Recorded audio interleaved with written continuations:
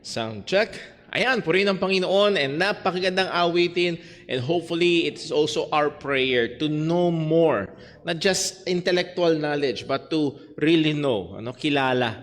Hindi lang basta alam natin yung kanyang pangalan, kundi talagang kilala natin at nararanasan ng ating Panginoong Hesukristo. Tayo ho ay nagpapatuloy sa atin hong pag-aaral sa Ten Commandments, at nasa latter end na ho tayo, second to the last lesson, and I hope ay tayo ho ay patuloy na ay nai-in-love sa mga kautusan ng Diyos. Nakikita natin that the commandments is not against us but for us, lalo na nung tayo ay iniligtas ng Panginoon, at nawa ay ito ay lalong maging matamis at masarap ho para sa atin. Bago tayo magpatuloy, tayo ho muna ay manalangin. Let us pray.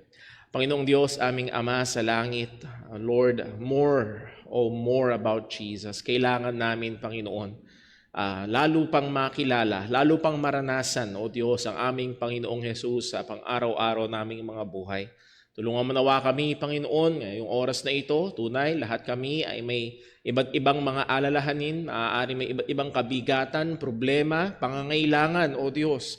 At nawa, Panginoon, ay tulungan mo kami na ang mga bagay na ito ay lalong magtulak sa amin sa mas masipag na pananalangin, mas masipag na pagbibigay oras sa iyong salita. Dahil tunay ay ikaw, Panginoon, ang patuloy na gumagabay, nagbibigay tugon sa aming mga pangangailangan. At muli, O Diyos, sa aming pag-aaral ngayong umaga, gamitin mo nawa ito upang patuloy kaming lumalim sa pagkakilala at pagkaalam ng iyong kalooban, upang din kami matuloy na maging mas banal pa sa aming pamumuhay. At hindi para maitaas ang sinuman, kung hindi para maluwalhati ang iyong dakilang pangalan. Maingatan mo kami, O Diyos, ilayo mo po ang anumang maling kaisipan o katuruan sa iglesyang ito, at gabayan mo po ako lalo't higit bilang tagapagturo, at bawat isang makikinig ay maluwalhati ka sa aming pag-aaral. Lahat ng ito, O Diyos, ay aming hinihiling sa iyo, maging pag-iingat pa sa aming mga kapatiran na patungo pa lamang dito. Dalangin namin sa ngalan ng aming Panginoong Hesukristo. Amen. So let us begin by again reminding ourselves of the Ten Commandments. Basahin natin muli.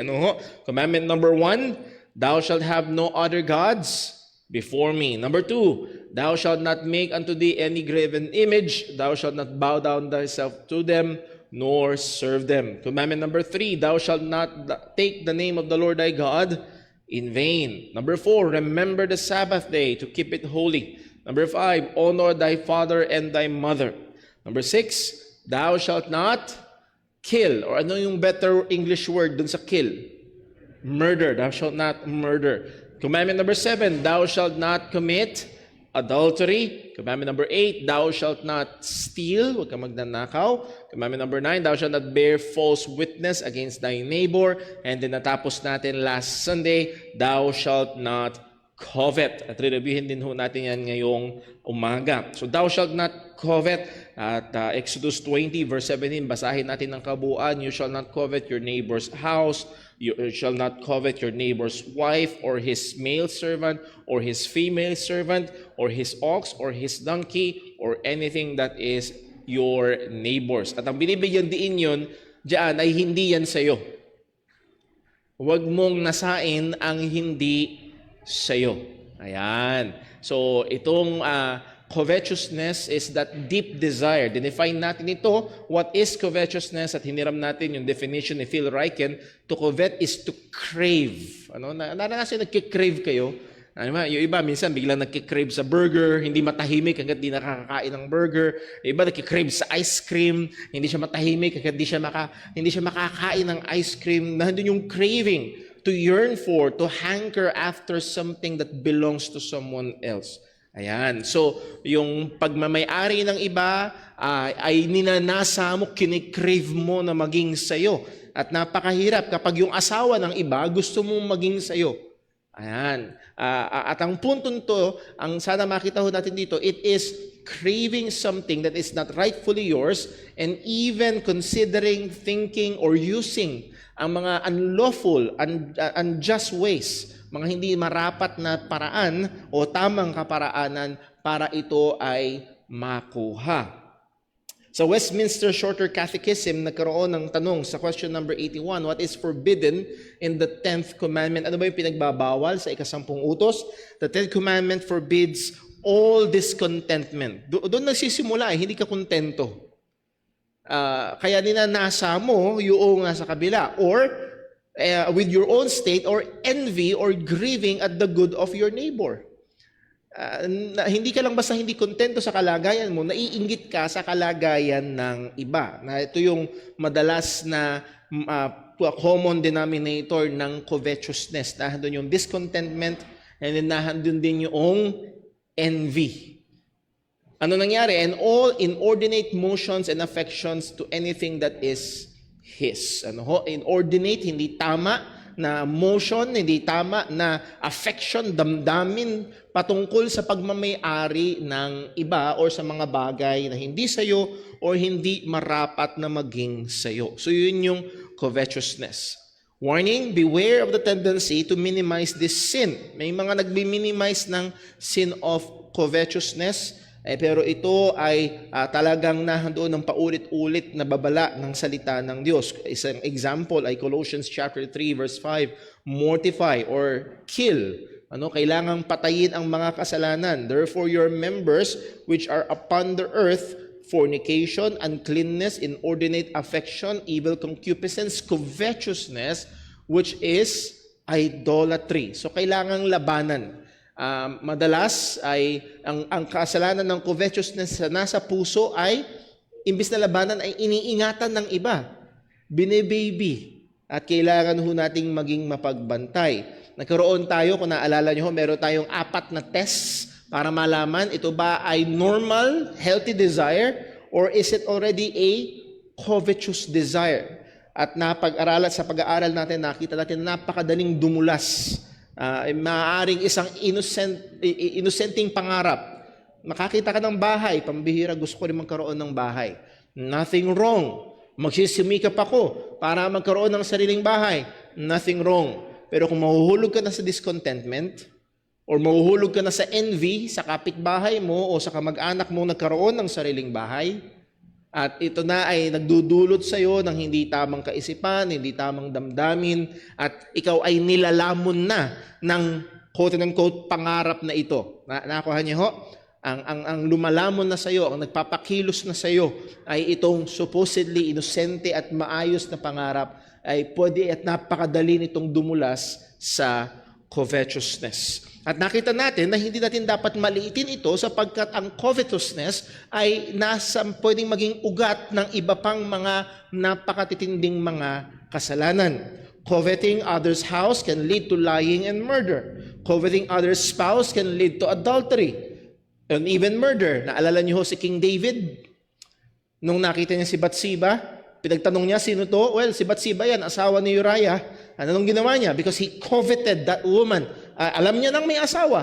Pinakuha niya, nangalon niya siya, and then later on, pinapatay niya si Uriah na asawa ni Bathsheba. So yes, covetousness of other people's wife ay pwedeng magdulot ng adultery, lying, and murder. Coveting others people's property can lead to lying and stealing, falsification ng mga dokumento. Maraming nangyayaring ganyan. Coveting future inheritance can lead to dishonoring parents. Coveting more stuff can lead to breaking commandments 1 to 4. Na ang nagiging Panginoon mo na, ang sabi nga ni Kristo, you cannot serve both God and mammon, the God of money or material things. Hindi pwedeng mabubuhay ka para sa Diyos at mabubuhay ka para sa mga material na bagay at the same time. No, hindi yan po pwede. So muli, makita natin na talaga ang covetousness ay nasa ilalim o nasa ugat ng breaking ng commandments 1 to 9. So how do we fight covetousness? Dito tayo natapos last Sunday. Paano natin lalabanan ang madaya at minsan ay inaalaga ang kasalanan na ito? Number 1, we must look to Christ. We must look to Christ. The more we cherish Christ, the less we assign excessive importance to material things. As Apostle Paul said sa Philippians chapter 3, I count all things but loss for the excellency of the knowledge of Christ Jesus my Lord. Ang lahat ng bagay ay tinuri kong kalugihan kumpara kay Kristo. 10 million kalugihan yan pag kinumpara mo kay Kristo. Kasikatan, 1 billion views, 10 million followers o subscribers, kalugihan yan kumpara kay Kristo. At kapag nagkaroon tayo ng tamang pananaw, pag-value kay Kristo, doon tayo darating sa sinabi ni Apostol Pablo, "For to me, to live is Christ, and to die is gain." So again, we must look to Christ. Tumingin tayo kay Jesus at tulungan tayo ng Panginoon na pag nagbabasa tayo ng Bible, na nakikinig tayo ng mga pagtuturo at pangangaral ng salita ng Diyos. Nawa, isa sa mga prayers natin, Lord, nawa mas maging mahalaga si Jesus sa akin. Mas makita ko yung ganda, mas makita ko yung kadakilaan ni Kristo para maging mas mahalaga siya sa akin. So we must look to Christ. And then we must live in contentment. Covetousness. To keep covetousness from taking over our lives, we need to aim for a life of contentment. Dapat magkaroon tayo ng pagiging pagkakontentuhan. As Hebrews chapter 13 verse 5 said, "Be content with such things as ye have." Muli, hindi natin ini-eliminate, hindi natin sinasabing masama na merong pangarap, okay? Pero ang isa nga doon sa mga pang-test natin nung desire kung covetous na ba is what do we do while we wait? Habang wala pa.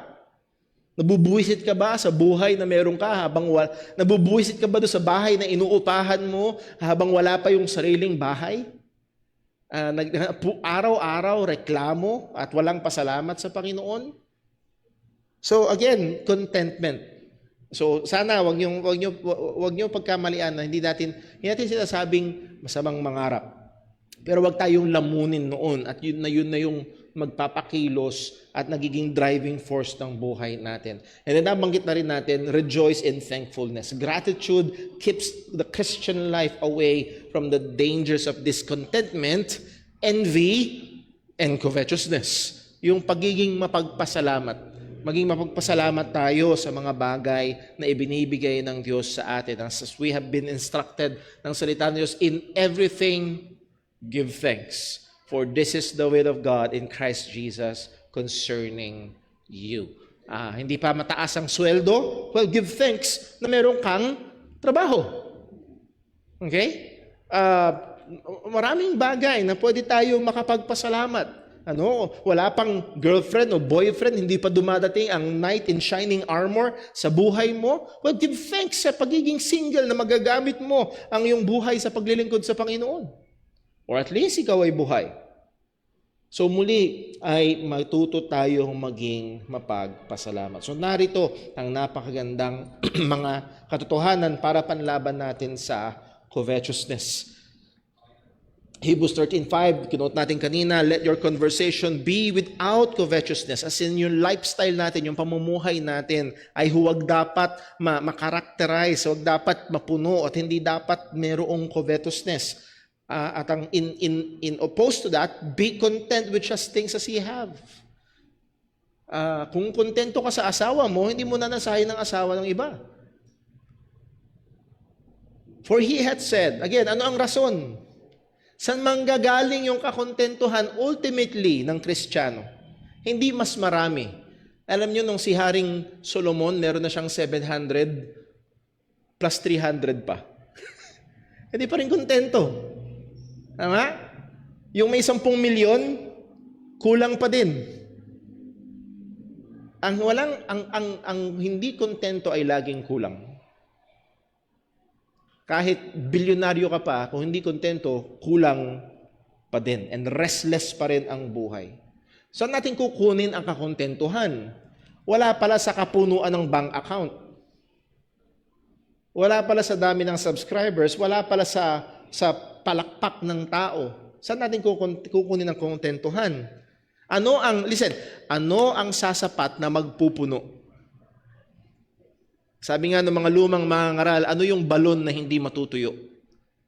Well, for he had said, I will never leave you nor forsake you. Ang tanging sasapat para magpuno ay walang iba kung hindi ang Panginoon. So muli, napakahalaga na ating labanan ang sin of covetousness. Let me end by rereading itong quote from Phil Ryken. So much of our frustration in life comes from wanting things that God has not given us. In our covetous desire, we concentrate on what we don't have rather than on what we do have. At madalas nakakonsentrate tayo, sa mga bagay na wala tayo. At sabi nga nung iba, isa yan sa maaaring negative na dulot ng social media. Post ng post kung ano yung meron ng iba. Tapos habang titignan mo, yung meron ng iba, tumingin ka sa paligid mo, wala ako nun. At kung hindi tayo mag-iingat, ay pwede tayong mahulog sa envy, discontentment, and it can lead to covetousness. So let us be watchful. Kailangan nating maging mapagbantay. As Christ said, sabi niya, beware, be watchful, dahil ang buhay ng tao for a man's life is not composed of the things that he had. Beware of covetousness, sabi ni Kristo. So mag-ingat tayo at maging mapagbantay. So lastly, dito natin tatapusin yung ating lesson about the Ten Commandments at magbi-bleed ito. Ginusto ko sana talagang matapos ngayong Sunday, pero kaysa masyado kong madaliin, pinili ko na ho na ituloy hanggang next Sunday para sakto ho magli-lead sa ating Q&A Sunday School sa 31. The Ten Commandments and the Christian. We have seen in earlier lessons that the Ten Commandments, also called the moral law, is still binding and is important for Christians and the culture around us today. I hope hindi natin nakalimutan, as early as lesson number 5, nasa lesson number 38 na tayo ngayon, ay meron na pag-aralan natin na ang 10 utos ay applicable. Yes, binding pa rin sa atin bilang mga Kristiyano. The moral law finds its core expression in the Ten Commandments, which acts as an enduring and just guideline for our relationship with God and our fellow men. Kung naalala niyo ho yung dalawang division ng Ten Commandments, Commandments 1 to 4 ay vertical, our relationship with God. Huwag kang magkakaroon ng ibang Diyos huwag kang magkakaroon ng ibang Diyos. Huwag kang gagawa ng mga Diyos-Diyosan. Huwag mong gagamitin ang pangalan ng Panginoon sa walang kabuluhan at yung araw na ibinukod ng Diyos para sa Kanya.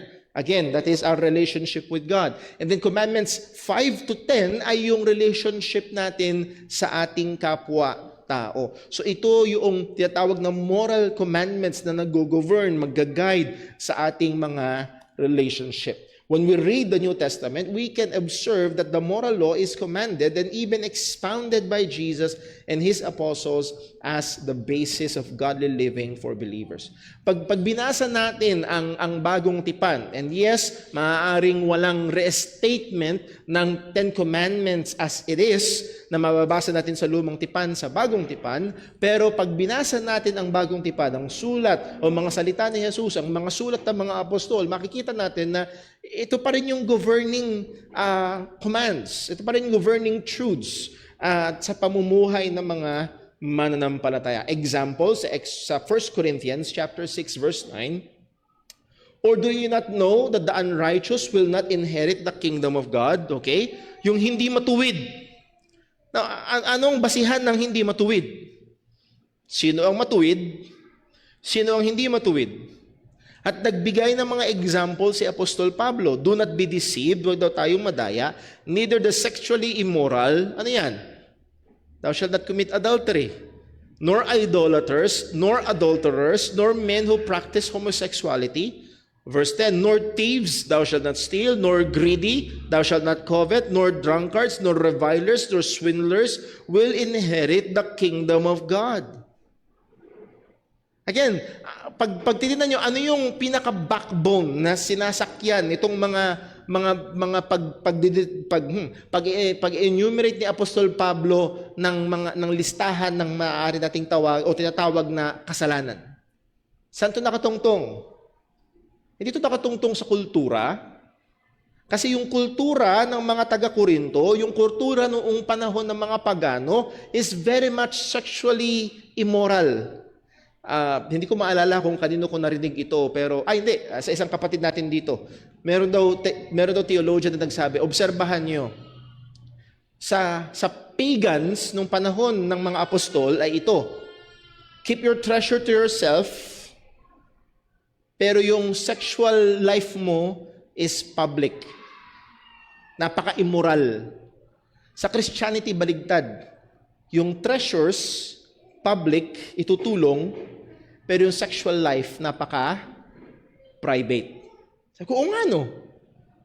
Oo nga. Yun yung madalas na paalala. At so therefore, ang sabi dito ni Apostol Pablo, neither the sexually immoral, idolaters, nor adulterers, nor men who practice homosexuality, yun yung culture. So yung basihan ng kasalanan na enumerate ni Apostol Pablo dito ay hindi kultura, hindi kung ano yung katanggap-tanggap. So hindi kultura ang nagdedetermina ng tama at mali. Again, it will just take a minor reading na makikita, yes, nakasakay ito, nakatungtong itong mga ito na sinabi ni Pablo sa 10 utos ng Panginoon. Yun yung nire-reflect. Isang example na titignan natin ng mga unang lessons. For example, sa commandment number 5, Exodus 20 verse 12, honor thy father and thy mother, that thy days may be long upon the land which the Lord thy God giveth thee. Inulit ito halos verbatim ni Apostol Pablo sa Ephesians chapter 1 verse 6. Children, what? Obey your parents in the Lord, for this is right. Verse 2, honor thy father and thy mother, which is the first commandment with promise. So again, inutos ang lumang tipan, malinaw doon, inulit sa bagong tipan. So inaasahan pa rin ang mga Kristiyano na sumunod dito. Nung inutos ng Panginoon na husbands love your wives and the wives must submit to their husbands, anahan doon pa rin, sakop yun ang thou shalt not commit adultery, because ang positive side, naalala niyo ho, positive, negative, hindi lang basta wag kang mangangalunya. That is the negative side. Wag mong gagawin. Ano dapat ang gawin mo? Dapat i-cultivate mo ang relationship niyong mag-asawa. And that is the positive ng Ephesians chapter 5. Husbands, love your wives. Wives, submit to your husbands. Saan nakatungtong yun? Nakatungtong yun sa 10 Commandments. So ang pinupunto lang ho natin na ito, nung tayo ay naging Kristiyano, tayo niligtas ng biyaya ng Panginoon, hindi na baliwala. Paulit-ulit ho natin sinasabi dito sa church na ang 10 Commandments ay hindi paraan para maligtas. Ang 10 utos ay hindi 10 baitang na kailangan mong hakbangan para makarating ka sa langit. Hindi ito hagdan patungo sa langit. Hindi nakapagliligtas ang pagsunod sa 10 utos. Pero hindi natin sinasabi na pag tayo ay ligtas na, ay hindi natin kailangang sundin ang 10 utos. No. Kailangan pa rin nating sundin ang mga kautusan ng Panginoon. Ito ay binding pa rin sa atin bilang mga mananampalataya. Now, merong danger. Merong danger. At medyo nahagingan na natin to sa mga past earlier lessons natin. There are those who teach that God's law has no more bearing on God's people. Meron talaga mga nagtuturo na ang kautusan ng Panginoon o pagsunod sa Diyos ay wala nang kinalaman sa buhay ng mga Kristiyano. Para ba ganito? Kristiyano ka na, merong nanampalataya ka na sa Ebanghelyo. Kumbaga, may ticket ka na, sumakay ka na sa barko. Kahit anong gawin mo sa barko, patungo ka pa rin dun. Yun yung pananaw ng iba. At ito ho ay napaka-mapanganib. Technically, ang tawag ho dito is antinomianism. Antinomianism, a technical term, na-encounter natin ito noon.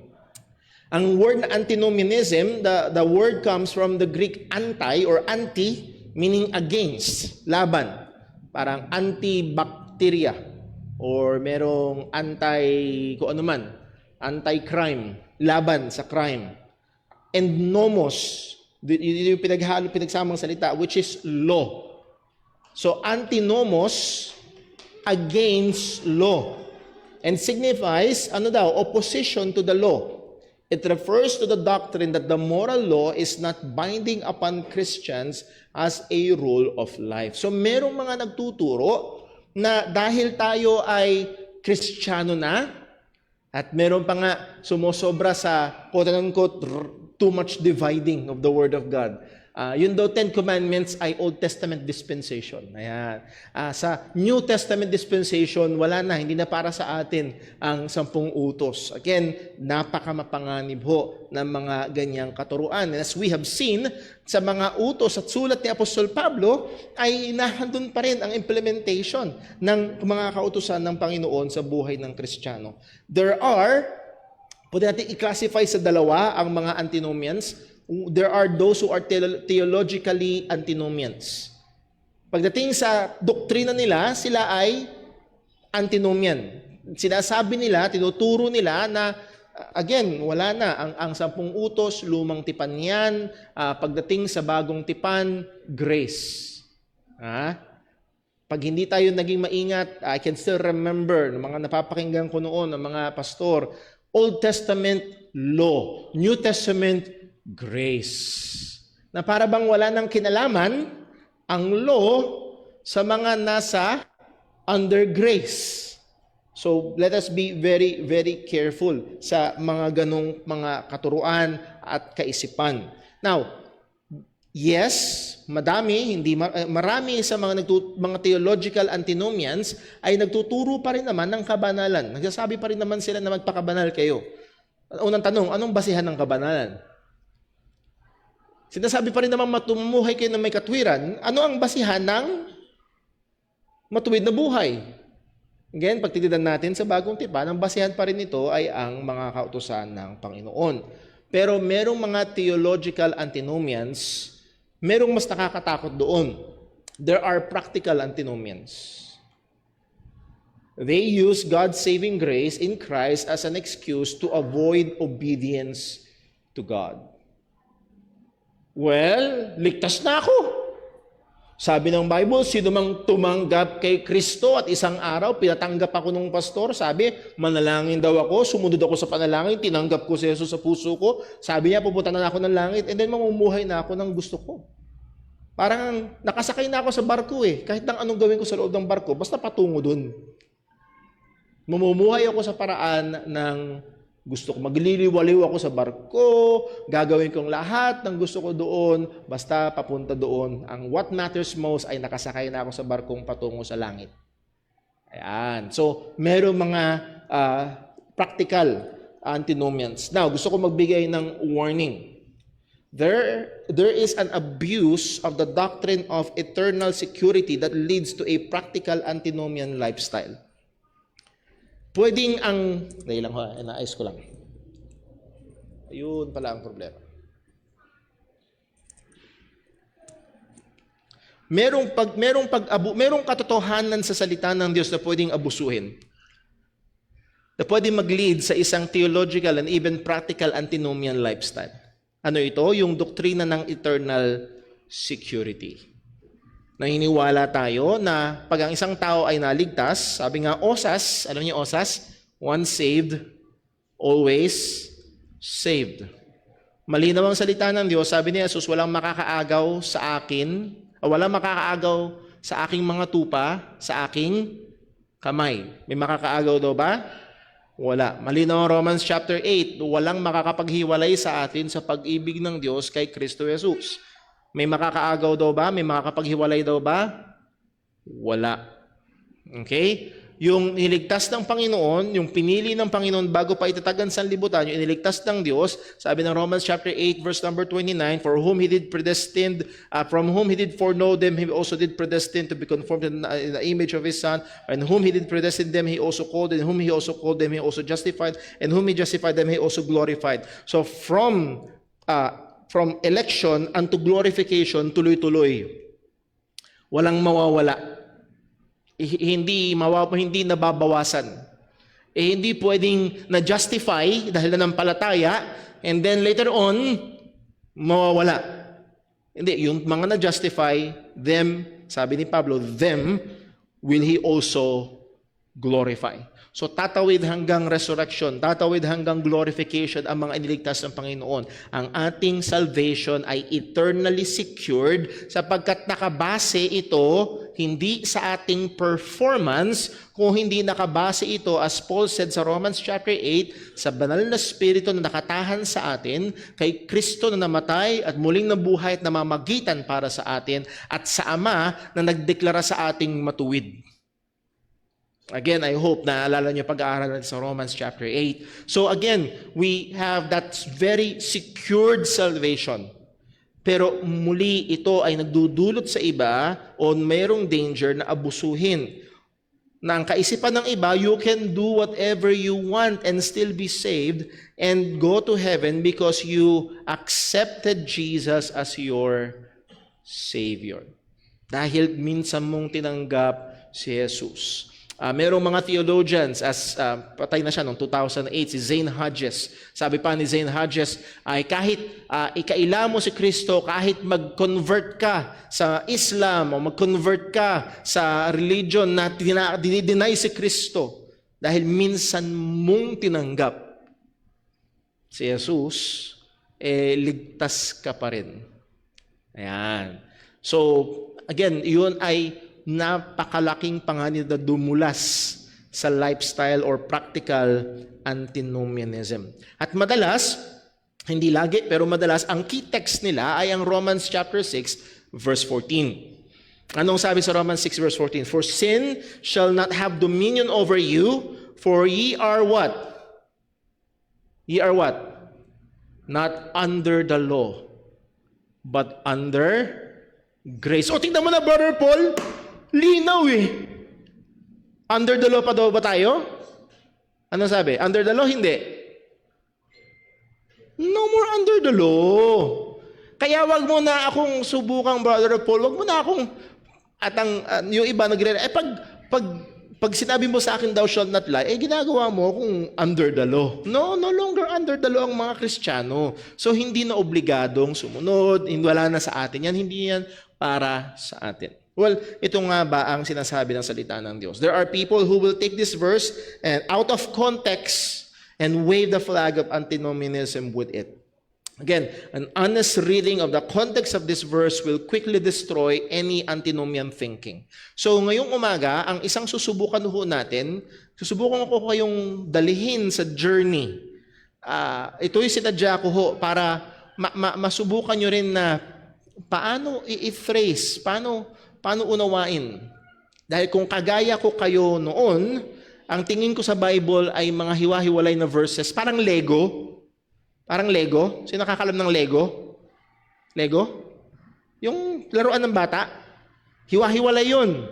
Tapos, pag duktong-duktong mo ng gusto mo. No. Mas tamang tingnan ito na parang puzzle. Sa puzzle, hindi mo pwedeng ilagay kung saan mo gustong ilagay. Kailangan mong tingnan kung saan talaga siya lapat. Nakuha ho? Kinukonsidera mo yung nasa paligid niya para mas maunawaan mo kung ano talaga ang ibig sabihin. So we will go through the journey. Ano ang sabi sa Romans chapter 6 verse 1? What shall we say then?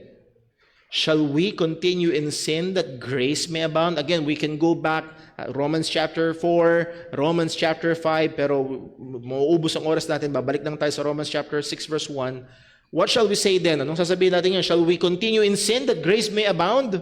Kasi ang sabi ni Pablo sa Romans chapter 5, where sin abound, grace did much more abound. Para bang pag maglalaba ka, pag maraming mancha, mas maraming, pag naglalaba ka, pag mas maraming mancha, mas maraming sabon. Pag marami ang kasalanan, mas marami ang biyaya. At pwede itong abusuhin ng iba, well, gusto ko ng biyaya, di dadamihan ko kasalanan. No. Okay? Hindi yun. Ang sabi ni Pablo, God forbid. Again, yung Greek word dyan sa God forbid is very strong. No! Hindi tama yung direksyon mo. Papunta ka, yung kaisipan na yan ay papunta sa hindi tamang lugar, patungo sa kapahamakan, yung ganyang kaisipan. At tanong ni Apostol Pablo, how shall we that are dead to sin live any longer therein? So muli, sa simula pa lang ng Romans chapter 6, is it promoting a lifestyle na parang bahala na? No, ang pinopromote na lifestyle ng Romans chapter 6 is isang lifestyle ng may kabanalan. Isang lifestyle ng may katwiran. Talon tayo sa Romans chapter 6 verse 11. Likewise, pag binasa nyo sa chapter 10, kung paanong si Kristo ay namatay at muling nabuhay, gayon din naman, verse 11, likewise reckon ye also yourselves to be dead indeed unto sin, but alive unto God through Jesus Christ our Lord. So ito'y may patungkol sa ating union kay Kristo. Na tayo mga mananampalataya, nung sumampalataya tayo kay Kristo, tayo nakipag-isa kay Kristo, and we are identified with His death and His resurrection. Okay? So tayo ay ituring daw natin yung ating mga sarili na patay na sa kasalanan, ngunit buhay sa Panginoon sa pamamagitan ni Jesucristo. Verse 12, let not sin therefore reign in your mortal bodies. Huwag mo na ngayong hayaan ang kasalanan. Hindi mo na dapat hayaan na mamayani. Hindi mo na dapat hayaan na mag-rule. Yun yung word dyan. Reign ay parang isang hari na nagre-reign, nagru-rule. Hindi na ngayon dapat kasalanan ang nagru-rule sa buhay natin. That you should obey in the lust thereof, neither yield your members as instruments of unrighteousness unto sin. Huwag mo na ibigay ang iyong katawan para gawin ang mga kasalanan. Rather, anong sabi ni Pablo? But yield yourselves unto God, as those that are alive from the dead, and your members as instruments of what? Righteousness unto God. I-yield mo ang iyong sarili sa Panginoon. Isuko mo ang iyong sarili sa Panginoon. Ipagamit mo ang iyong sarili sa Panginoon. Ginamit dyan yung word na instruments. Bilang mga instrumento, kagamitan ng Diyos sa katuwiran. So, ganun natin dapat gawin, o ganun dapat mamuhay ang Kristiyano. At yung napansin, anong kasunod ng verse 13? Romans 6:14. For sin shall not have dominion over you, for ye are not under the law, but under grace. So, anong context nito? Ang context nito ay hindi pwede ka nang mamuhay ng gusto mo kasi you're not under the law. Malayo. So yung ganong kaisipan, mula sa Romans 6 verse 14 ay hindi papasa.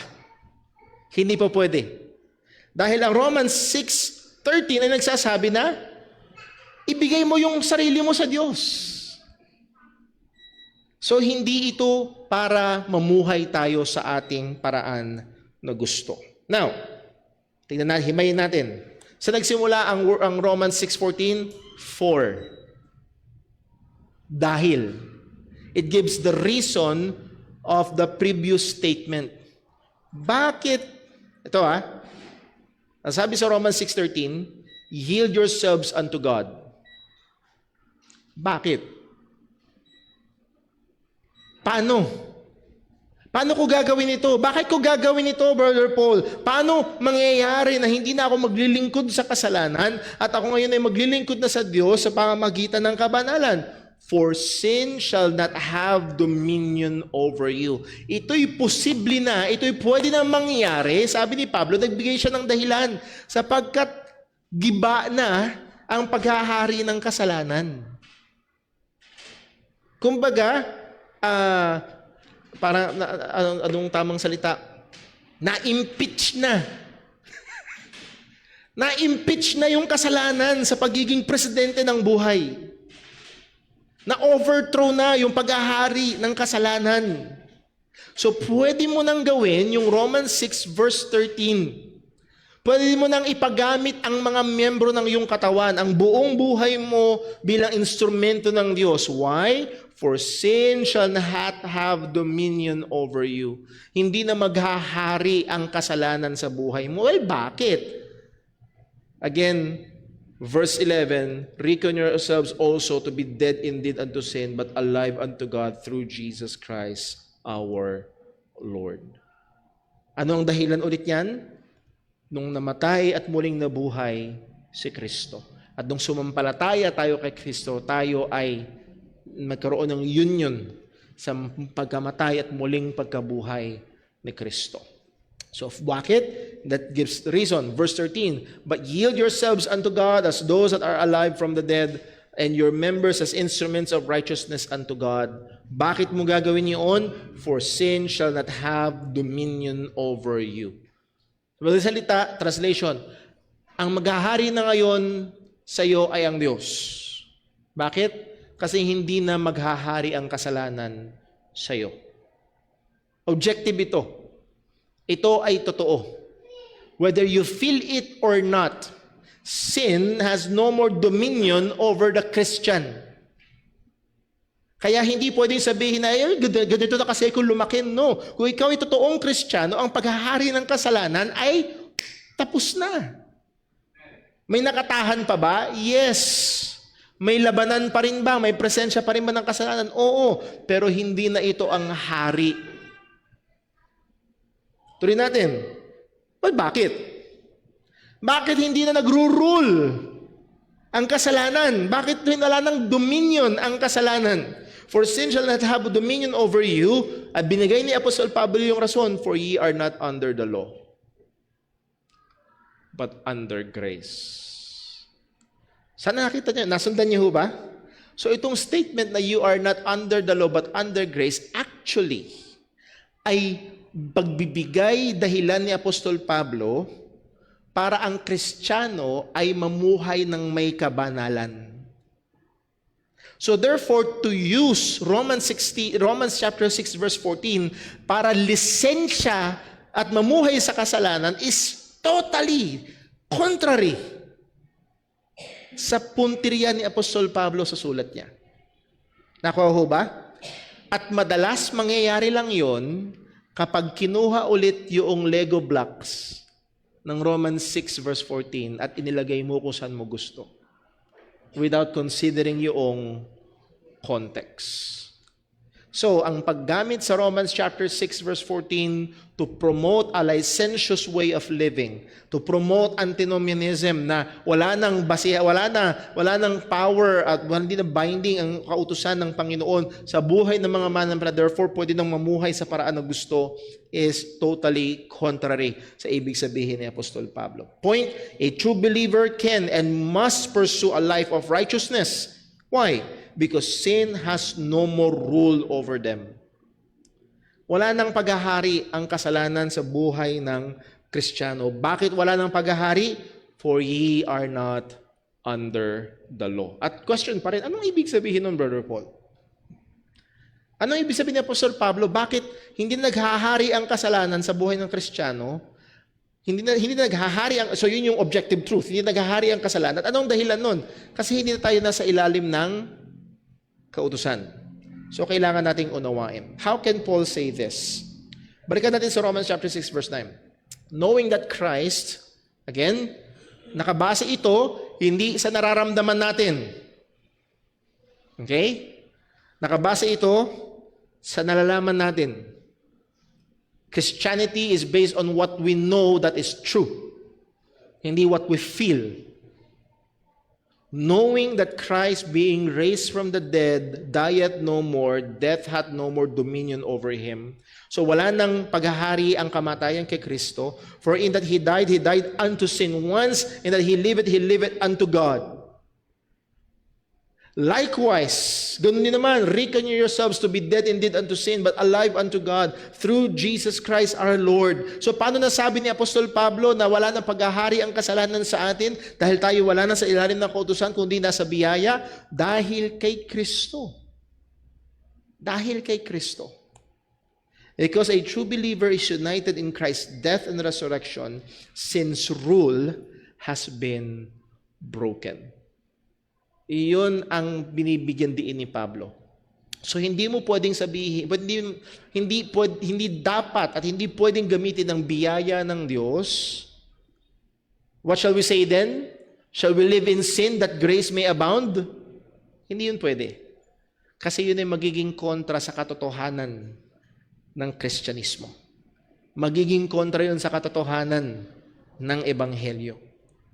Romans 6 verse 14, for sin shall not have dominion over you, for you're not under the law but under grace. Anong ibig sabihin not under the law? You are no longer under the condemnation of the law. Ang demand ng law is perfect obedience. Yun ang demand ng law. Yung 10 utos na yon, ang demand ng Diyos, 100% perfect every time. Kung magiging honest tayo, even yung pinaka-spiritual na araw ng buhay mo, pag binalikan mo, meron ka pa rin nalabag sa mga 10 utos ng Panginoon. Meron pa rin. Ang demand ng kautusan ay perfect obedience. All who broke the law are guilty and are under the condemnation of God. Lahat, at yun yung point ng Romans chapter 1, 2, and 3. Hudyo ka man o Hentil, religious ka man o hindi, nakatira ka man sa templo o sa bundok, lahat tayo ay guilty sa harapan ng Panginoon. So yung sinabi ni Apostol Pablo, we are no longer under the law, we are no longer under the condemnation of the law. Now we know that what things soever the law saith, it saith to them who are under the law, that every mouth may be stopped and all the world may become what? Guilty before God. So nung tayo ay nanampalataya kay Kristo, we're no longer under the condemnation of the law. For there is now no condemnation to them which are in Christ Jesus. Wala nang hatol ang mga na kay Kristo Jesus. Number 2, yung ibig sabihin ng for you are no longer under the law, we are no longer under the curse of the law. Konektado ito sa number 1. Ang sabi ng Galatians chapter 3 verse 10, for as many as are of the works of the law are under the curse. Kaya mga kapatid, Romans 3 verse 10 ay malinaw na malinaw. Walang tsansang maligtas ang mga naniniwala na ang kaligtasan ay sa pamagitan ng gawa. Kung sino man ang naniniwala na ang pagpunta sa langit ay pabaitan, pagsunod sa kautusan, I'm sorry, masyado ko kayong mahal para lukuhin kayo at sabihin, okay lang yan, just try and try. No, I'm telling you, that's hopeless. Hopeless. Bakit? For as many, sabi ni Pablo, hindi marami, kundi lahat. Lahat, as many as are of the works of the law, tinutukoy dyan ay para sa kaligtasan. Lahat ng nagsusubok maligtas sa pamamagitan ng pagsunod sa kautusan, sabi ni Pablo, they are under the curse. Hindi langit ang naghihintay ay sumpa. Could you imagine? Isang taong talagang napakarelihiyoso, buong buhay na nagsusumikap magpakabait, pero nasa ilalim siya ng sumpa ng Diyos. Bakit? Kasi nagtitiwala siya sa sarili niyang kabaitan at hindi kay Kristo. Kasi anumang buong pagsusumikap niya, nananatili pa rin ang totoo. May kasalanan o wala? For all have sinned and come short of the glory of God.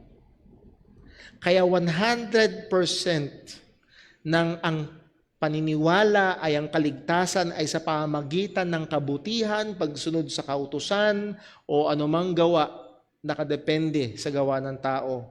Ang sabi ng salita ng Diyos, you're under the curse. Why? For it is written. Muli, hindi ito doktrina ng Baptist, ito ang nakasulat. Cursed is everyone that continueth not in all things that are written in the book of the law to do them. Muli, malinaw diyan ang demand ay 100%. You need to continue in all. Perfect obedience ang demand. Which is yun ang wala tayo. Kahit isa. Ikaw man ang pinakamabait na anak at pinaka-model student sa buong eskwelahan, at ikaw ay lamang simbahan, kung yun ang pinagtitiwalaan mo para ka mapunta sa langit, ang sabi ng Biblia, you're under the curse. Sapagkat anuman ang good performance mo, meron pa ring palya. meron pa ring kulang. Meron pa ring kasalanan.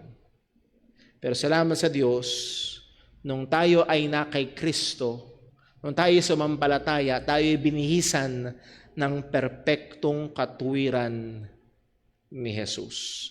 Kaya ganun kahalaga yung katotohanan na si Jesus ay nabuhay na walang kasalanan. Kasi yun yung katuwiran na ibinihis sa atin. Kaya tayo naging katanggap-tanggap, kaya tayo nakapasa. Kaya wala na tayo sa ilalim ng sumpa ng kautusan. Number 3, anong ibig sabihin ng no longer under the law? No longer under the rule of sin. 1 Corinthians 15 verse 56, the sting of death is sin, and the strength of sin is the law. Mga kapatid, ganun katindi ang kasalanan. Nung COVID-19, di ba, may mga vaccine. Ayan na, vaccine lahat.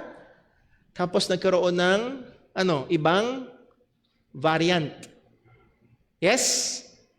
Yung virus na ito, nag-evolve, nag-develop, at nagkaroon ng ibang variant na resistant sa vaccine.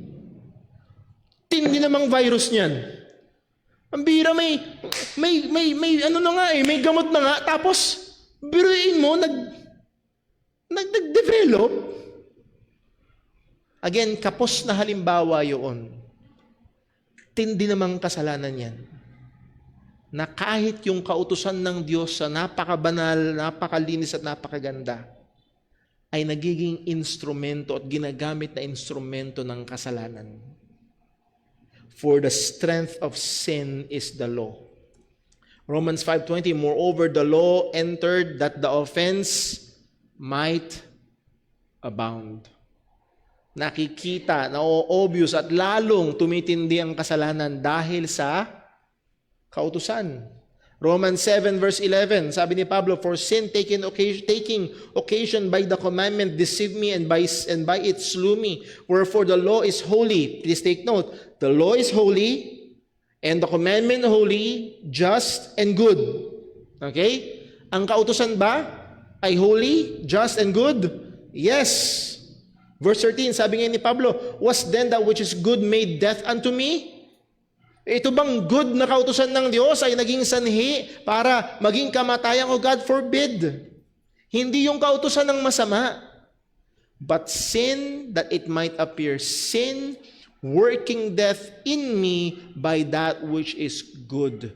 That sin by the commandment might become what? Exceeding sinful.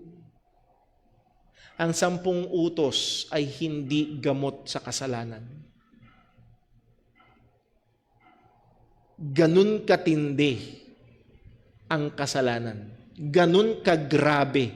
Hindi ito kaya ng basta sikap lang natin. No. It takes the blood of Christ, the Lamb of God, which taketh away the sin of the world. Tanging si Kristo lamang. So anong punto? Ang kautusan ay matuwid, ang kautusan ay mabuti, ang kautusan ay maganda. Pero ganung katuso ang kasalanan na kahit yung mabuti, matuwid at maganda ay gagamitin ito bilang okasyon para lalo pang sumagana, lalo pang tumindi, lalo pang gumrabe ang kasalanan. So that sin by the commandment might become exceeding sinful. So, again, pag nahandyan ang 10 utos, ang isang taong wala kay Kristo, ano pa rin naghahari sa kanya?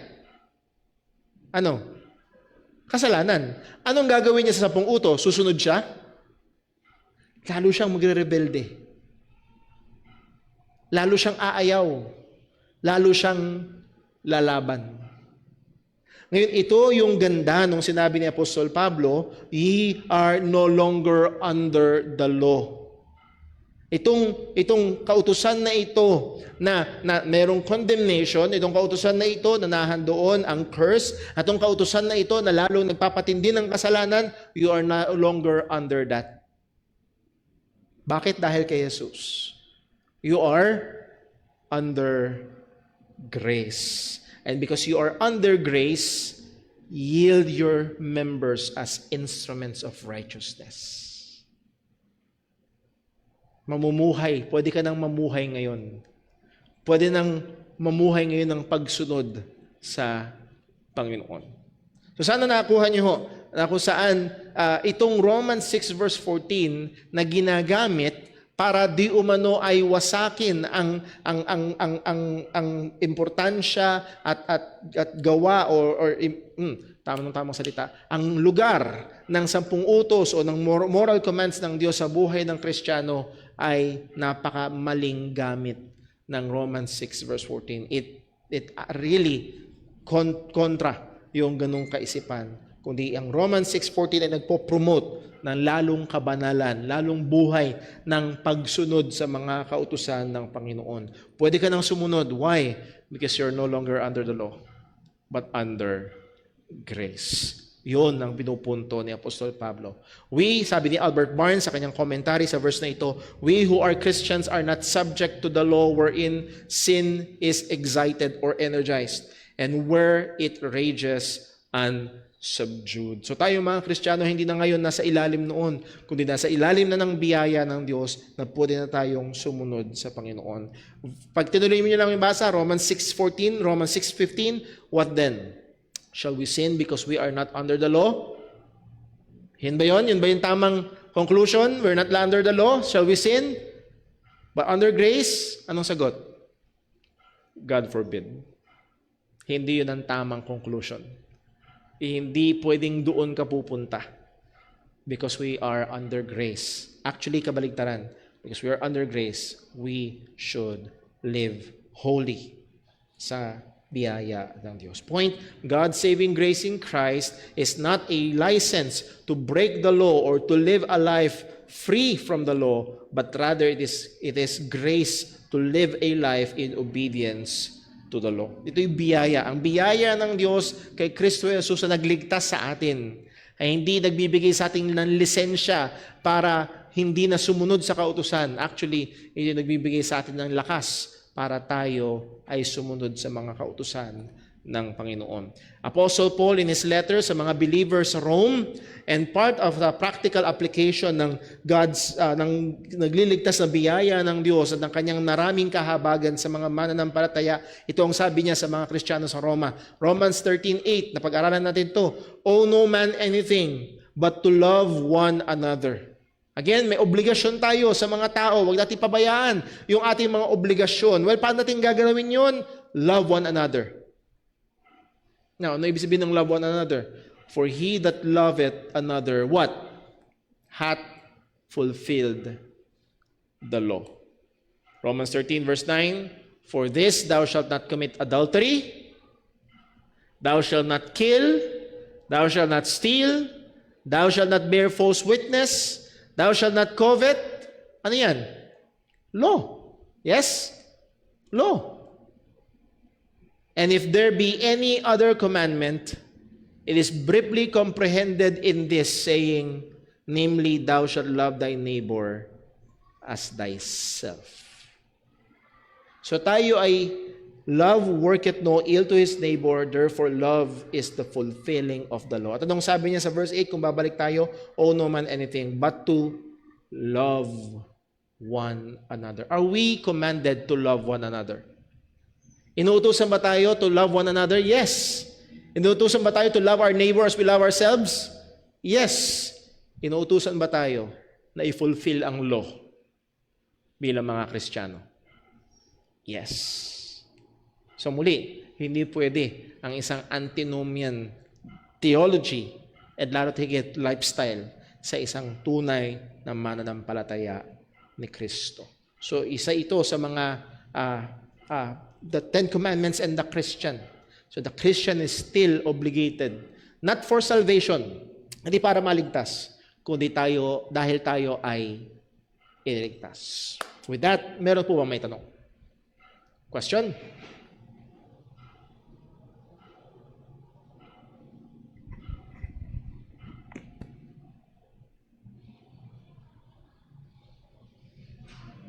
Question po. Wala po. Sa online?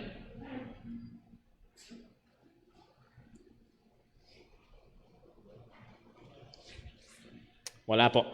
Well, na-text po si Brother Boy, if hindi kapalit ng seventh day or fourth commandment ang first day as Sabbath, baka dapat observe pa din natin yung utos kasi part yun ng Ten Commandments. Hindi po. Hindi po. Malinaw na sinabi ni Apostol Pablo as we have studied the fourth commandment na hindi na tayo nasa ilalim ng mga holidays kasama doon yung Sabbath.